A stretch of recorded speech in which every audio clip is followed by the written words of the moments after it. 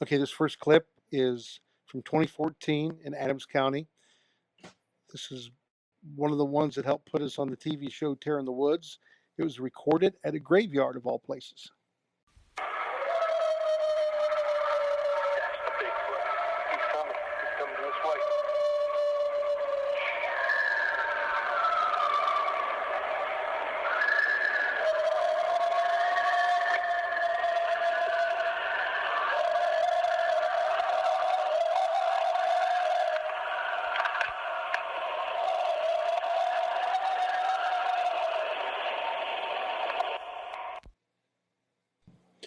This next clip we call Ooh Ah Ooh.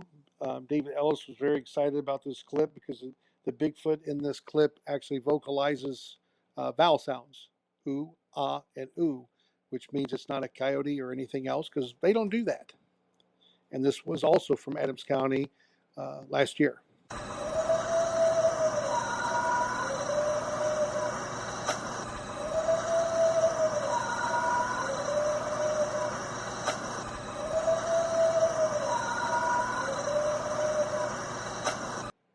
This next clip is probably our best. This is the one that David Ellis, when he analyzed it, said pegged higher than a baboon on the spectrograph. It was recorded during the night of 2014. It was the third place we stopped at this little bridge, so we call this recording the bridge.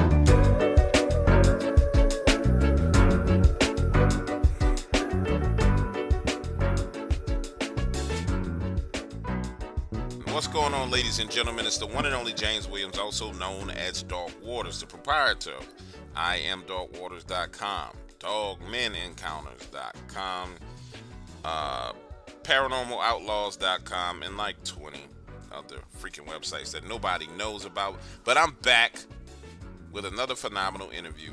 And you guys know I've been on a tear talking to people in the Bigfoot community, mainly because I am so sick and tired of talking about Dogman. You guys know I've been talking about Dogman for damn near 5 years. I'm tired of talking about Dogman. I want to know more about Bigfoot. So I spun off and started talking to people about Bigfoot. Tonight I have with me Mr. Mike Miller from the Ohio Night Stalkers. These guys hit the scene about 2014, 2016, and they've been doing some phenomenal investigations. And in the pre-interview, when we were just chopping it up, you know, he says, you know, did you get the files for the audio? And I'm like, nah, bro, I didn't know we had no audio. Then the man emails me the audio, guys, and it's insanity. When I say insanity, it's insanity. Now, before I even introduce Mike and start talking, I'm going to say this. There's going to be some of y'all that be like, oh, that's not a Sasquatch. That's a coyote. Oh, that's not a Bigfoot. They faking it. Let me tell you something, bro. I've been around a long time, and I heard a lot of audios. I done ran camera projects, what we call our own audios. This is Squatches right here. And if you've never heard of Sasquatch, bro, you about to hear one right now. With that being said, Mr. Mike Miller, how are you this evening? I'm good. Thank you so much for having me on. Appreciate it. I'm glad to have you here with me, my friend. I love to talk to field researchers. Mike, I don't know if you know this about me, but I am not much of a field researcher. I went out to Taylor, Mississippi, called myself doing some field research, and got left on the side of the road with some freaking dogmen around, and I almost pooped my pants, and I ain't been back out in the field since. And guess what? You couldn't pay me to go out in the field. So when I talk to researchers like you, bro, it really, really inspires me. But it inspires me just to talk to you guys, not to go hang out with you in the woods. You know what I'm saying? I hear you. We're just crazy. We're just a different kind of crazy, I guess. Oh yeah, y'all different breed, bro. You a different breed. Y'all go out in the middle of nowhere looking for monsters, bro. That's a whole nother breed. Let's start here, because I love to get going early. Mike, what brought you into the whole Bigfoot phenomenon? Was it something that happened when you were a kid? Was it something that happened when you're an adult? Everybody has, I call it their origin encounter, because most people go throughout life not understanding that these things exist, and then all of a sudden they get this keen awareness of it. Where did your awareness start? Okay, real quick, I have to just give a shout out to Mike Feltner. He's the other co-creator of the Ohio Night Stalkers. He is on vacation with his wife Pam, so that's why he's not joining us. But you know, your question. I always watched shows about Bigfoot, and I was interested, and I always thought, yeah, if it's real, it has to be, Pacific Northwest, British Columbia, maybe upstate New York. I never thought anything was in Ohio, and golly, about 15 years ago on local news, they actually reported a sighting in Ohio, and I actually laughed. I thought it was the stupidest thing I ever heard, and I, just laughed it off. Well, you know how curiosity gets a hold of you. I was curious, so one night, a couple nights later, I go online and I start, I type in Ohio and Bigfoot, and I thought I'd find one or two stories, and I found a website that contained many reports, and it was actually broken down by county. Um, so that's how I kind of got pulled into it, and I started reading these reports, and most of them I laughed, and I thought, okay, that person's drunk, they're stoned. That was probably a deer. They just don't know what the heck they're talking about. But one of the stories that really stood out to me, because I grew up with a German Shepherd. We had her 17 years, so I'm partial to him. This guy said he didn't know what was in his backyard, but his 5-year-old male German Shepherd came through the glass on the outside door to get back in the house, ran to the furthest point away in the house, and peed itself. And those dogs don't do that. And that just kind of freaked me out a little bit. And, you know, basically from that point, the more I kept looking, and I, to be honest, I thought this was going to take like 5 minutes, and I would see what I needed to see, and I'd be done and move on to something else.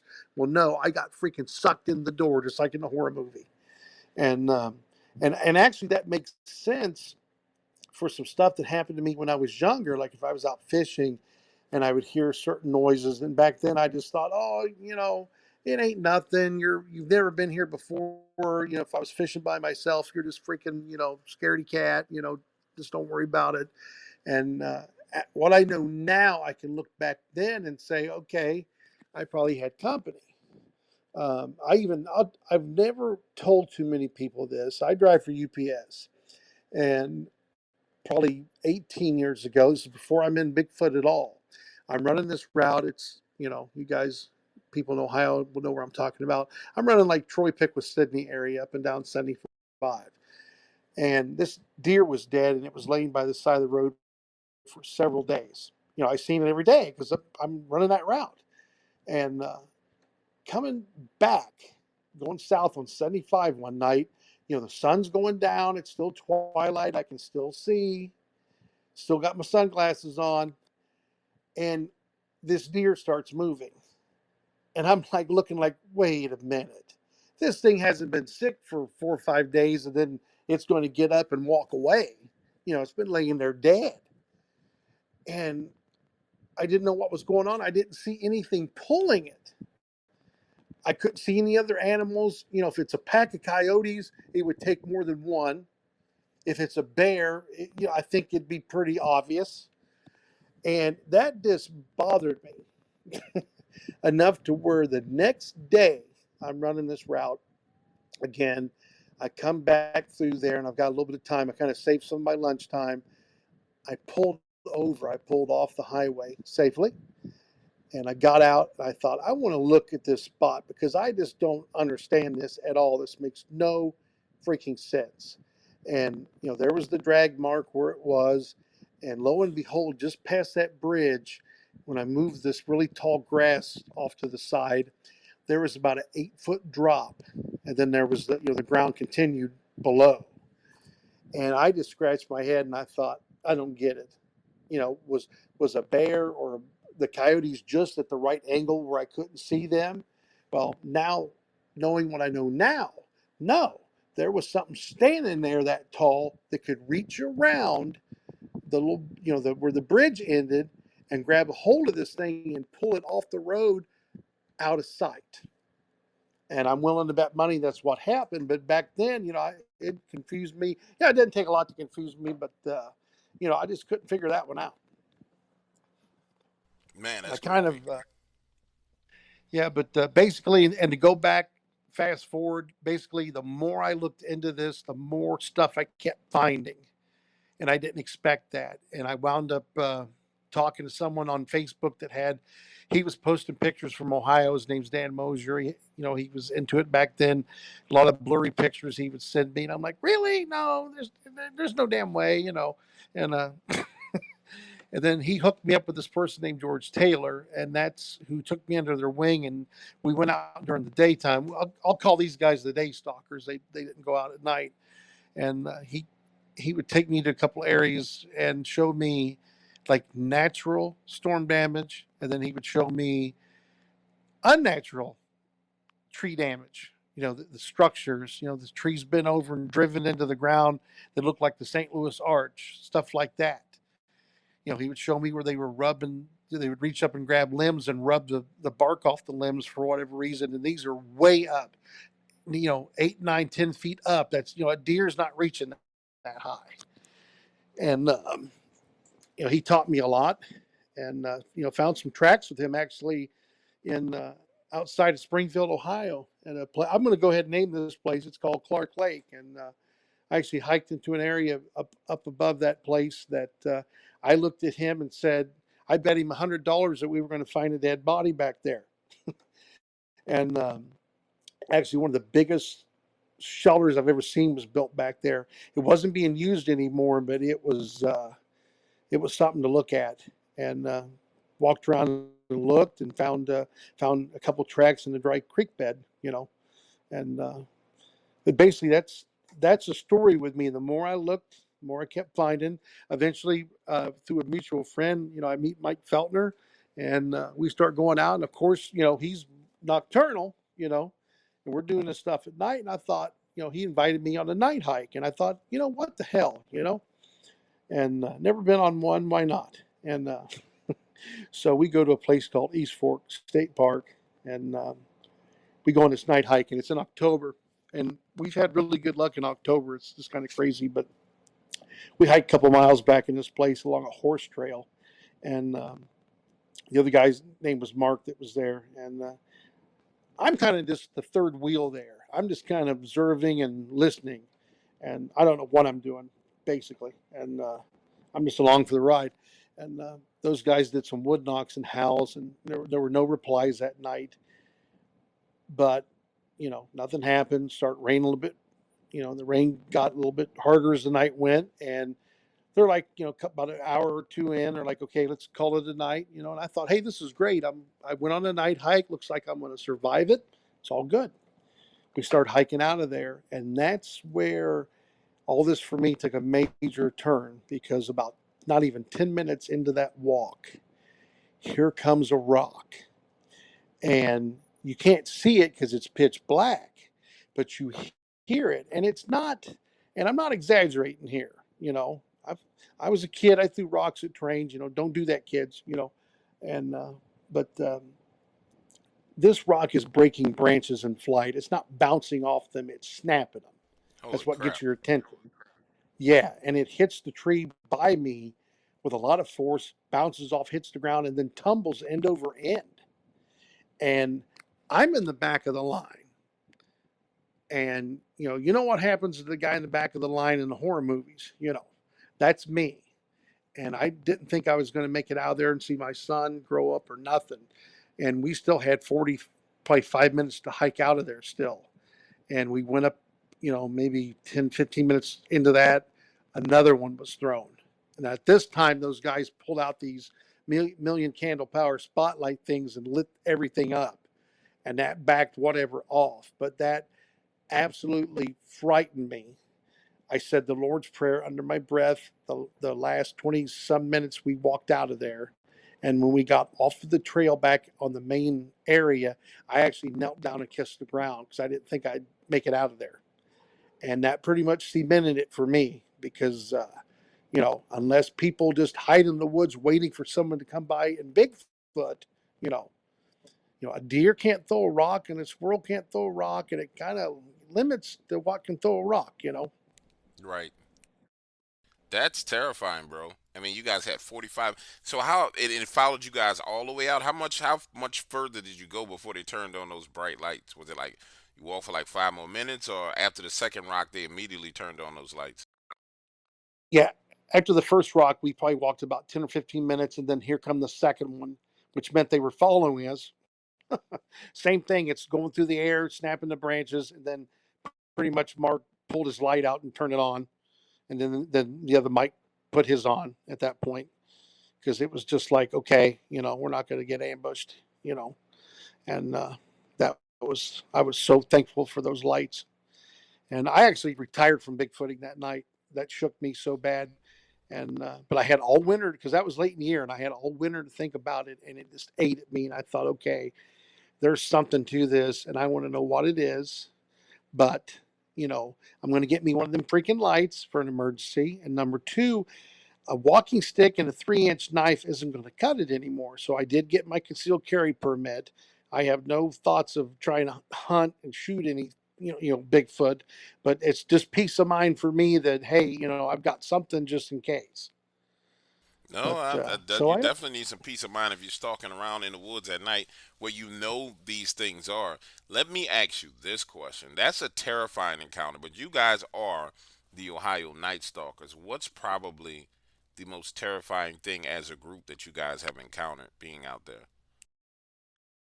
wow, it's probably the 2014 incident that happened in Adams County, Ohio, that put us on a show called Terror in the Woods. Uh, it's also repackaged and shown as These Woods Are Haunted on Travel Channel. It's season one. The episode's called Hunted by Bigfoot. But we basically went into an area we had never been in. I got a map, found this road that was unpaved, dead ended into a graveyard, and I thought, hey, this looks great, on paper. So we always do recon. So we cruised down there during the daytime, drive around, and it was creepy in the daytime. And I thought, yeah, we're coming back here tonight. And we had to wait out, rainstorm. And about 9:30 or so at night, we roll out there. And this road is probably, 4 or 5 miles long, very windy, hilly. Got to have a 4-wheel drive. It's just not a good road. Road is not the term you would use, but um, we would stop and get out and do stuff to see if we would get a reply. And then at the first place, we got a reply, and it sounded like a young one, you know. And we went on down, and then we set up in the graveyard, which is one of the clips you got. Um, and we're there for like 45 minutes. Nothing had happened, and all of a sudden we heard whistling, we heard movement, like something coming near us, and then they just started screaming, and then the coyotes actually joined in with them. And at one point, the coyotes actually, one of them sounds like it's being strangled. It was just crazy, and we're actually, unfortunately, in that clip, we're talking back and forth as this is going on instead of just sitting there quiet. And I said the F bomb because when the coyote was being like strangled, I'm just like, I'm not going to say it now, but and but anyway, at the conclusion of that night, I'll fast forward a little bit. We stopped one more time. This one we don't have recorded because all of our batteries died that night. But now we have a toolbox, and the top of that thing is nothing but freaking batteries. But anyway, you learn a lesson sometime, learn it the hard way. I'm so, I can almost cry what we didn't get, but we got a lot that night, so gotta be thankful. But anyway, the last time we stopped, Mike's son Jordan gets out and he does a howl, and the air's not even out of his lungs all the way. And two of them replied, but there was one on each side of the road. And that's what really freaked me out because, this was just kind of exciting, kind of a night. And then at that moment, I thought, wait a minute, they are following us and they have us surrounded. And that's when I got worried, were we being herded? Because we still were a mile or two from being out of there. And at the same time, and I'm sorry I'm rambling because I'm answering your question the long way. Sorry, No, but take your time. I've never heard this, and I know it's been on. I want to hear it. Take your time. Don't rush. okay. But I'm hearing another noise. It sounds like air escaping, and I thought, oh great, Mike had drove over something and it punctured his tire. So I walk up to his vehicle, and it's not coming from his vehicle. It's actually coming from inside the woods. So, like an idiot, I go over to the wood line and I take a few steps in, and I'm listening, and I'm like, "What is that?" And in my mind, did someone throw a freaking air tank out in the woods? It's just something you don't hear in the woods. And then I stood there quiet and listened, and it happened again. And at that point, my brain kind of slowed down and put the puzzle together for me. That was not air escaping. There was something standing in there within probably 25, 30 feet of me that I can't see because it's like dark, beyond dark. That was that thing taking in a breath. Like, and I get goosebumps telling this. I hear this thing taking in air, and I'm just froze at that moment. And this thing lets out because I had stepped in toward it. With that last breath, it it let go a very low, very guttural. I've only heard it this one time, and I hope I never hear it again. Actually, it wasn't a howl, I don't know, or a scream. I don't know what you call it, but it's very low, very guttural. To where when it did that, this kind of roar thing, like a King Kong thing, whatever, it actually reverberated off my chest. It was like I was at a concert. And to me, it was like, okay, these other ones that's been howling, this is the clan, but this one in here, this is Big Daddy. And this is him saying, his way of saying, get the freak out of here now or else. This was like a final warning.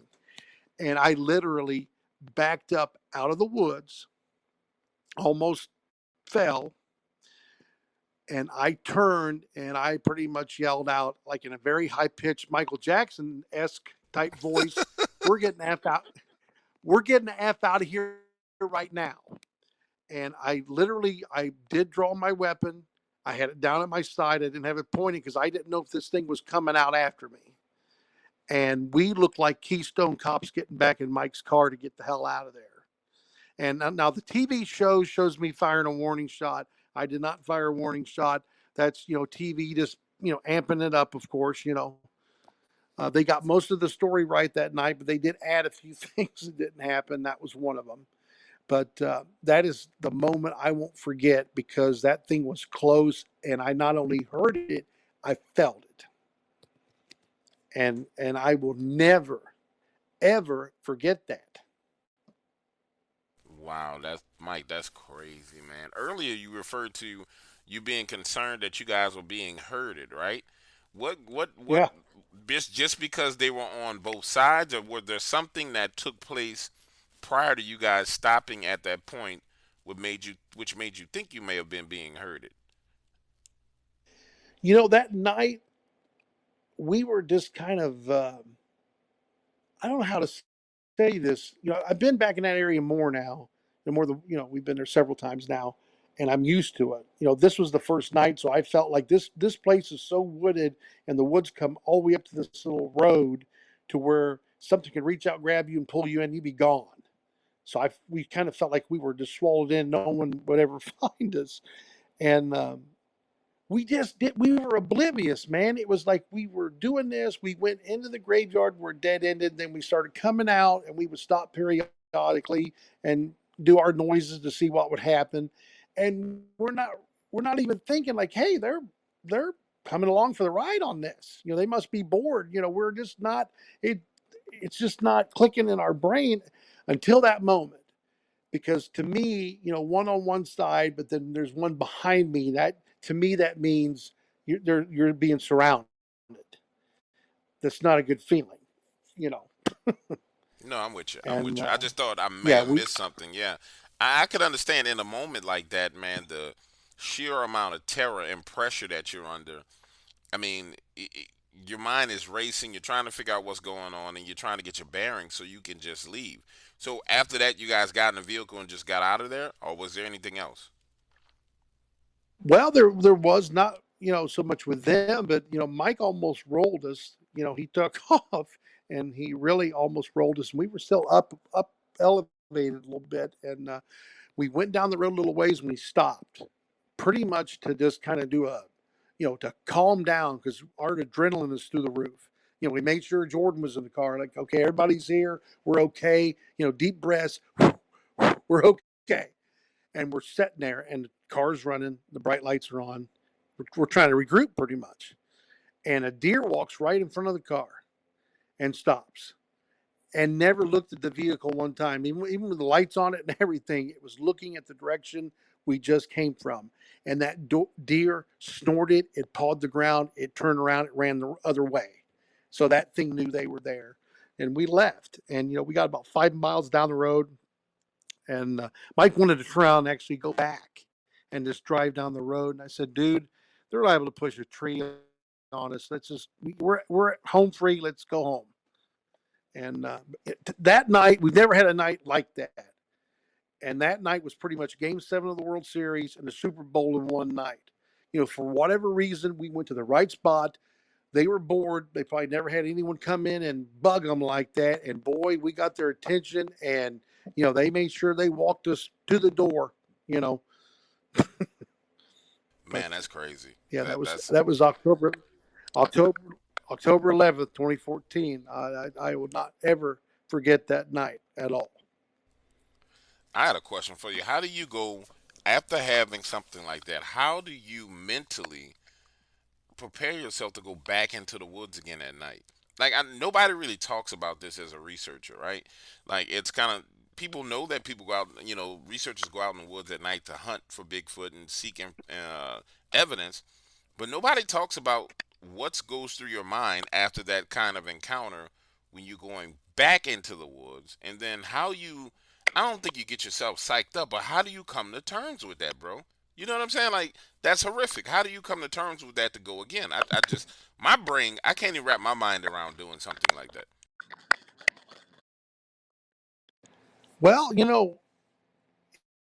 it's kind of part of the job. If you're seeking answers at night in the dark in the woods, you're going to have to go there to get them. It's just like a guy getting in a cage to go look at sharks.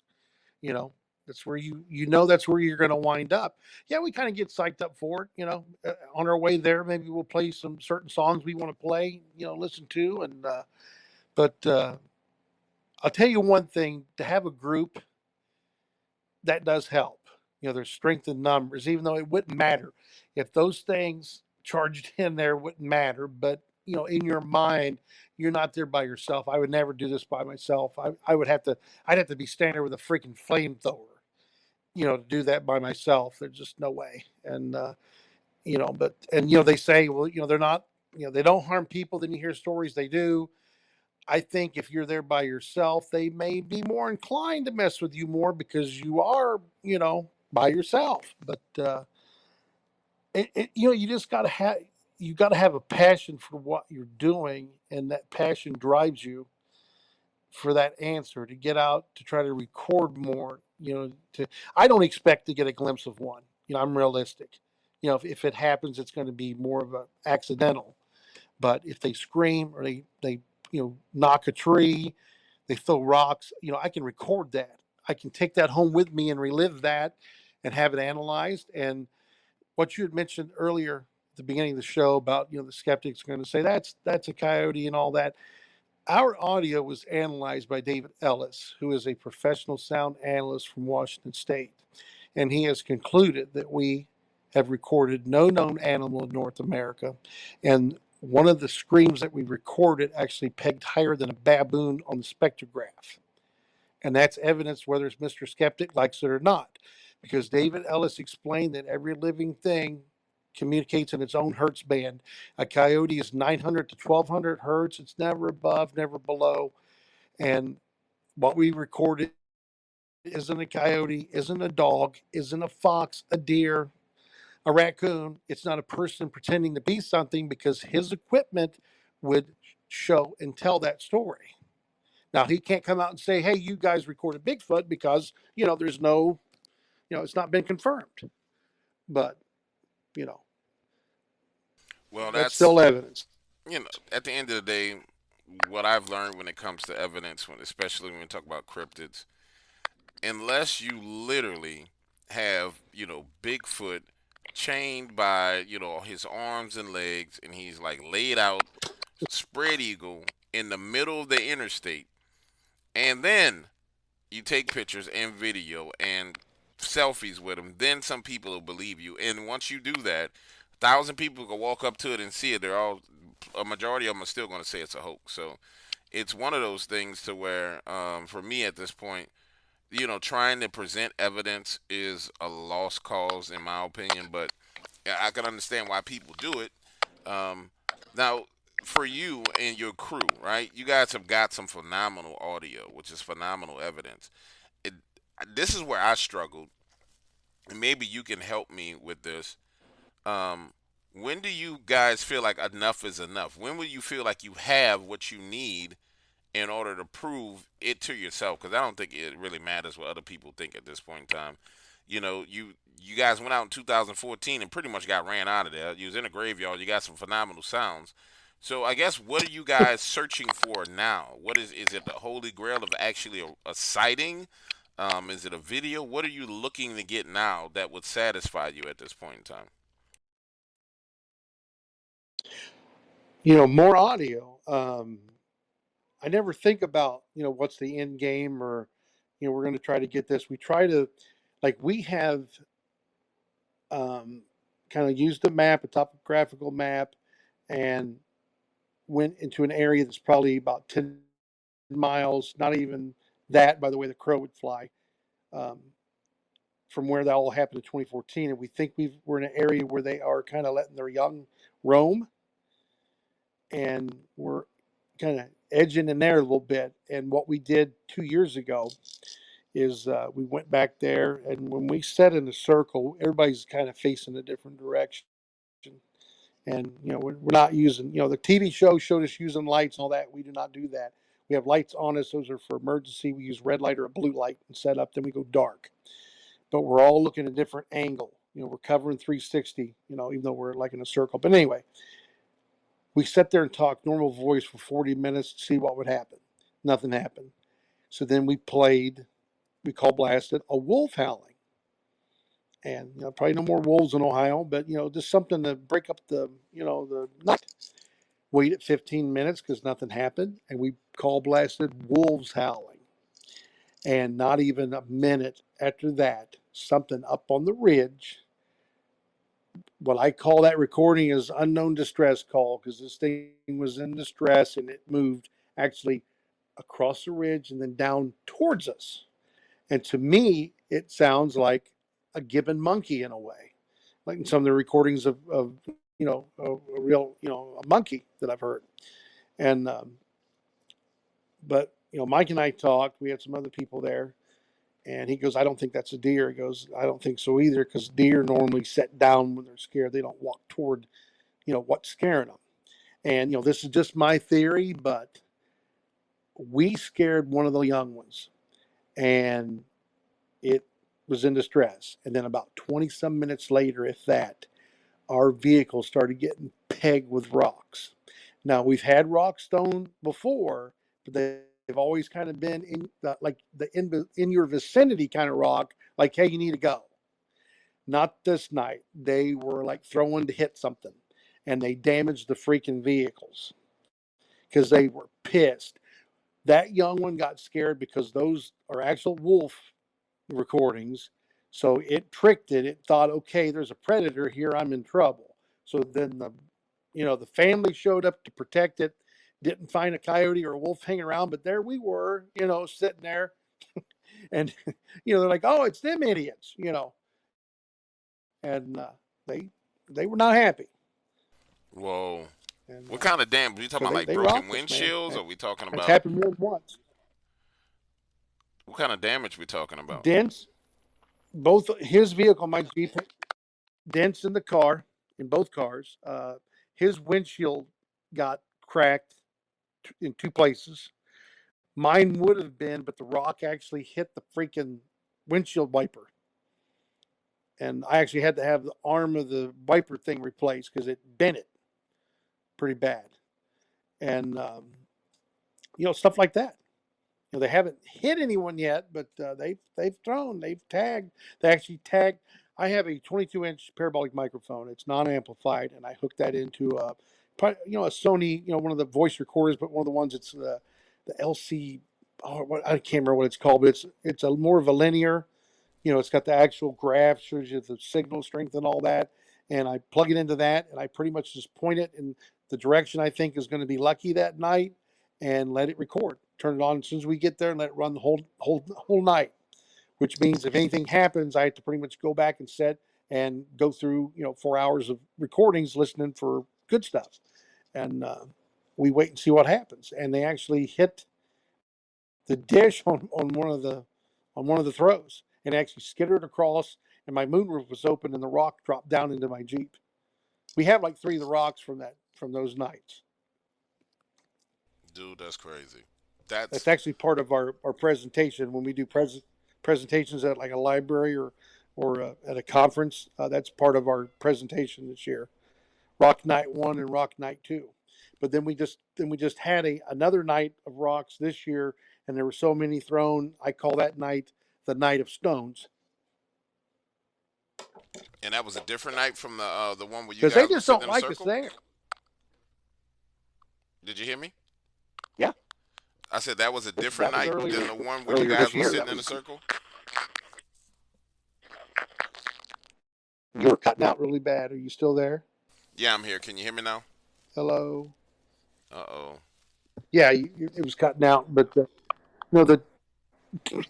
Rock Night 1 and Rock Night 2 are from 2 years ago, spaced about 3 weeks, 3 weekends apart. And then the Night of Stones just happened, a couple months ago. Not even that. And actually, we took a special guest there a week ago Monday. And that would be, do I still have you, or are we Yeah, cut you off? got me. Go ahead. I'm listening. Go ahead. Can you Okay. hear I me? always want to make sure, buddy. Um, yes, I can. Okay. A week ago Monday, we had a special guest. We took Mr. Russell Acord from Expedition Bigfoot to our spot in Adams County and let him check it out. And yes, we did have activity that night, and it's recorded. We're doing a CD. It's going to be put on there. The only bad thing about that night is the bugs were insane. It's the worst night I've ever been out with background noise because parabolic microphone pulls all that in even more. But that night we had 3 or 4 wood knocks. We had 2 rocks hit the vehicle. We had another rock thrown that missed, that you can actually hear it going through the branches. And the big thing we missed that night, and I scoured the recordings, and the bugs are so bad. I'm just kind of guessing at where I think I hear something. I sent them to David Ellis because he's got the kind of equipment that can clean that stuff up. Um, we actually heard 2 of them down in the ravine talking. And it's so weird. I've heard people talk about samurai chatter and all that stuff. You hear the talking and you listen very intently, like, okay, is this somebody sneaking up on us, even though we're miles from anybody? But you never know. And you listen for individual words. That way you can kind of maybe guess what they're talking about. And you're listening, and not one thing you hear makes any sense, and it doesn't sound like a foreign language either. And we did not get that. David tried to pull that out. He said the insects were overwhelming, even for his equipment. But Russ was there. All that happened, and he actually recorded a summary for us for that night that will be on that CD about everything that happened. But that did happen, and that's that spot. Dude, that's crazy. That Take me seems to back be to the kind of Night of magical right now. Stones. The what happened on the Night of Stones? Because you talked about Russ. What happened that night? What did you guys do? Because clearly you guys be doing stuff to provoke this. What did you do differently that got them to just go crazy?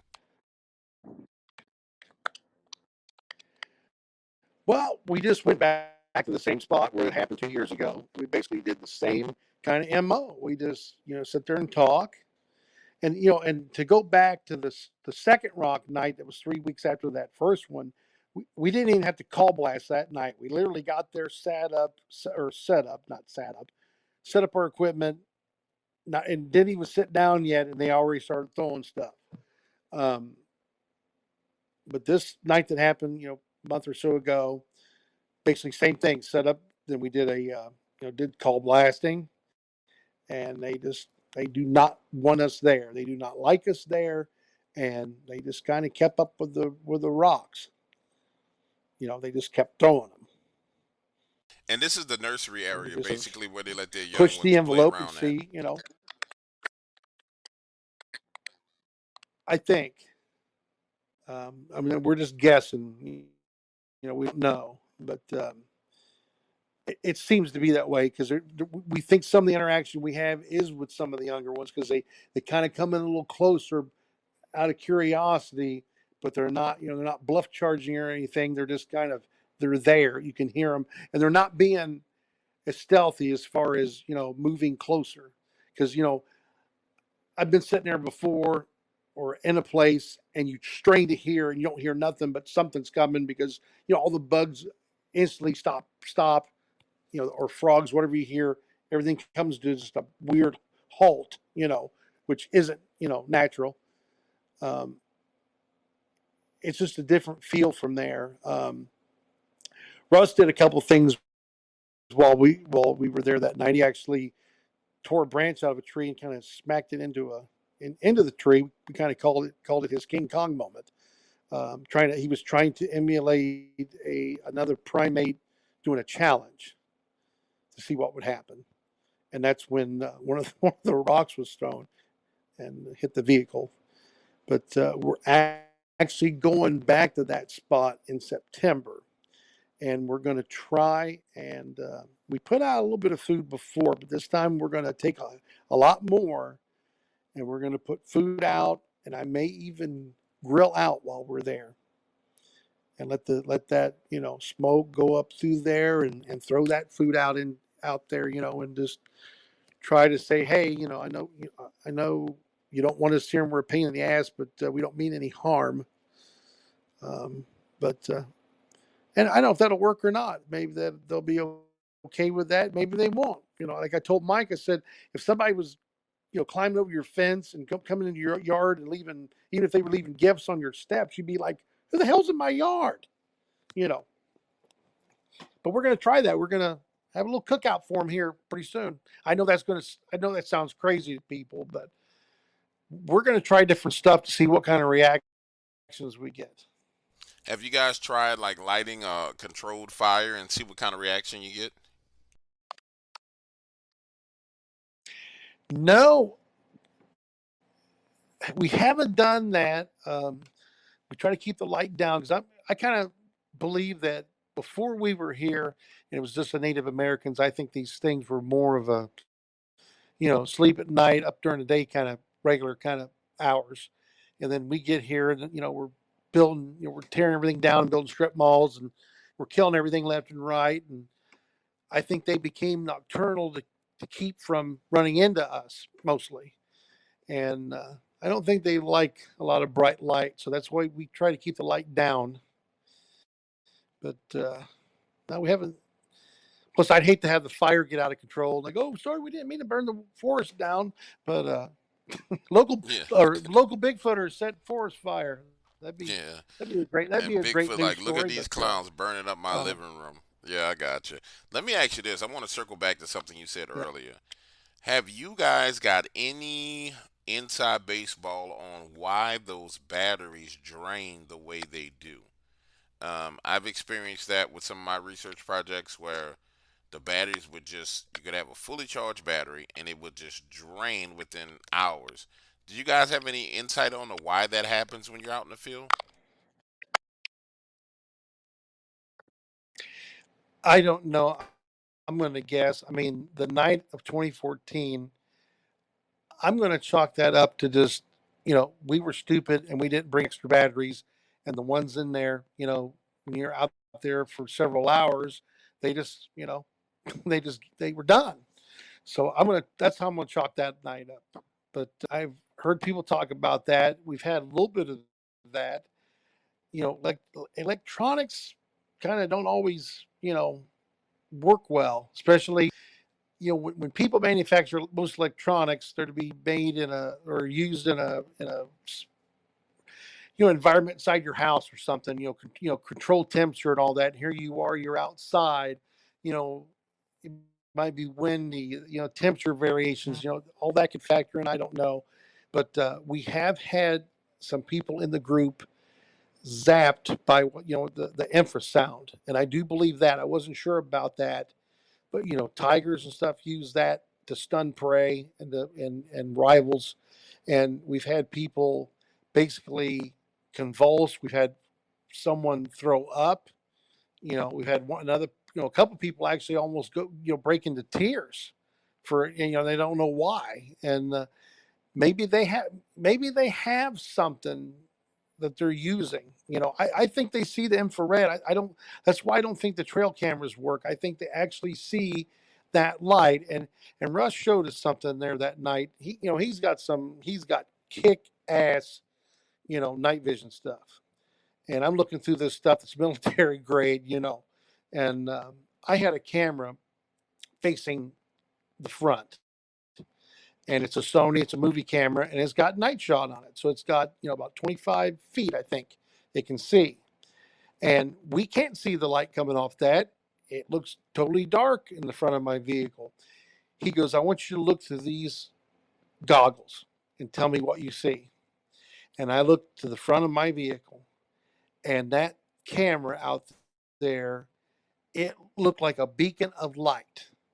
And he said, if they can see infrared, like a lot of people think, you're basically, it looks like you put a spotlight on the front of your car.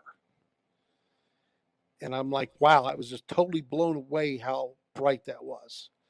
We're going to need, and see, science isn't behind this. You've got, other than Jeff Meldrum, he's great. He's got a PhD. He's area of expertise is the tracks. We need some scientific company to come out and say, okay, here's a trail cam that has whatever lighting technology it uses isn't infrared. It's invisible. They're not going to see it. But people aren't going to do that. They're not going to manufacture that. They're not going to be able to make enough money on that. And that's what everything comes down to, money. And then Mike and I work. He works for the school system. I drive for UPS. We do this when we can, when we get time off, or on weekend warriors. And we have a few sponsors to help here and there, but we don't have some rich guy that comes out and say, hey, here's $2 million, go get you some real equipment. We don't have that, but that's what's needed. We need equipment that's like ultra stealth. I think you're going to get something, even though there have been some really compelling pictures taken with trail cams, but I think for the most part they see them because people find them damaged, knocked out of the tree, all that kind of stuff. you know No, I agree with you. I I'm know so sorry I you can rambled. You definitely. asked me No, no, questions and I no. It's all answered. good. Don't worry. It's all good. I love the conversation. I know for a fact now that they do see that light. Um, and I'm gonna put some thought into what other spectrums of light can be used. I have an electrical engineering degree. I might be able to rig up something that would work. And you're right though. It's not like you can put a Sasquatch hunting trail camera in Walmart, and everybody says, "Oh, I'm gonna go get that Sasquatch trail cam." That costs way more. That costs way more than a regular trail cam. So it really does boil down to money at the end of the day. But nonetheless, we have Yeah, enough but hey, just expertise to make. do this. Oh, I'm sorry. Go ahead. I'm sorry. I'm sorry. I just thought it was something funny, but no, it's my fault. That's totally my fault there. But I was going to say, I was trying to say it in between when you were talking. But if you do go get that at Walmart, don't buy the name brand. Buy the great value one. Yeah, you get a discounted one. Save some. Just don't get that great value chicken. Nah, ain't no Yeah. telling where them chickens come from, man. All that. I don't even want to think about it, dude. All right, Mike, we're running out of time here. Let's But do no, we this. need we Go ahead. okay. Go ahead. No, I was saying we're running out of time. I want to make sure that everybody knows What do where you they want to can do? find you. Well, we're on Facebook. Ohio Night Stalkers. Put a space in between each word, and we usually put what's going on, and we'll post pictures. The pictures we took with Russ are on there. When we have the CD available, it'll be out there, and any lectures we got coming up will be on there, or conferences. We are going to be in Troy, Ohio on Saturday, October 1st, and then we're going to be at the Burlington, Kentucky Library on Sunday, October 2nd. I don't know how that's going to go with the Bengal fans. They may, none of them are going to show up. Hopefully, the Bengals play later that day or Monday or something. But Now, if somebody wanted to contact you directly that's where they in can your find us. area, do you have an email address that they can email you at if they want to speak to shoot you an email directly? Yeah, they can either message us through the Facebook page, or they can use my email, which is Ohio Night Stalker, no S at the end of it because it was too long. But it rejected it. But anyway, Ohio Night Stalker at zoomtown.com. Awesome. Like Zoom, like as in car, and town is yeah. All right, ladies and gentlemen, it's been another Sounds awesome good. show. I have Mike Miller here, and this guy knows his stuff when it comes to Bigfoot. Ladies and gentlemen, I hope you enjoyed this. It's the one and only Dog Waters, and I'm out of here.